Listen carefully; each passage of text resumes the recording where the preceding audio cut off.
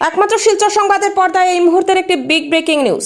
Gel থেকে বেরিয়ে কেঁদে কেঁদে সংবাদকর্মীদের কৃতজ্ঞতা জানালেন সাংবাদিক দিলওয়ার হোসেন মজুমদার। একদিকে দুটি ধারাবাহিক মামলা, অন্যদিকে সরকার পক্ষের বিভিন্ন ধরনের চাপ। অবশেষে জামিনে মুক্তি পেলেন দিলওয়ার। গণতন্ত্রের চতুর্থ স্তম্ভের জয়। জেল থেকে বেরিয়ে আসার সময় গামছা পরিয়ে সম্মান জানিয়ে বিদায় দিলেন পুলিশ কর্মীরা। বেরিয়ে এসে হাউ হাউ করে কেঁদে ফেললেন দিলওয়ার। জানালেন সবাইকে কৃতজ্ঞতা, বললেন প্রশ্ন করাই ছিল আমার অপরাধ, আমাকে ভয় দেখিয়ে কণ্ঠরোধ করা হয়েছে, আমি কিন্তু প্রশ্ন করে যাব। উল্লেখ্য, প্রথম মামলায় জামিন পাওয়ার পর আরও একটি মামলায় আটক করা হয়। শনিবার জামিনে মুক্তি পেয়েছেন দিলওয়ার। এ নিয়ে কি বললেন বিস্তারিত দিলওয়ার হোসেনের মুখ থেকে শুনে নেওয়া যাক। আন্তৰিক মই ধন্যবাদ জ্ঞাপন কৰিছো আপোনালোকে মোক যে ইমান সমৰ্থন দিছে। মই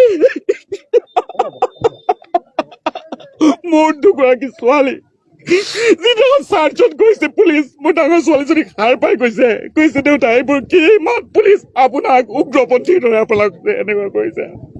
মই কৈছো নহয়, তেওঁলোক মোৰ বন্ধু হয়, কিবা নিউজৰ কামত আহিছে, মই তেওঁলোকৰ লগত নিউজৰ কামত আছো। মইতো কোনো অন্যায় কাম কৰা নাই, অন্যায় নকৰো। প্ৰশ্ন কৰাটো মোৰ কি পাপ হ'ব পাৰে, মোৰ কি পাপ হ'ব পাৰে, কিন্তু মই কৰি যাম প্ৰশ্ন, লাগিলে সন্মুখত যিমানে বিপদ নহওক কিয় কৰি যাম।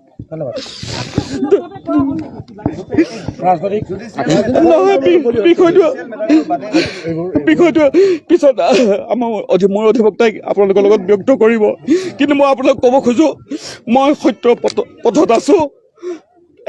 আনকি মই নাজানো কিয় মানুহে মোক ইমান মৰম চেনেহ দিয়ে। জেলৰ ভিতৰত মোক গামোচা পিন্ধাই তেওঁলোকে মোক বাহিৰলৈ পঠিয়াইছে। আপোনালোকে চবকে মই ধন্যবাদ জ্ঞাপন কৰিছো। আপোনালোকক ধন্যবাদ কৰা ভাষা নাই।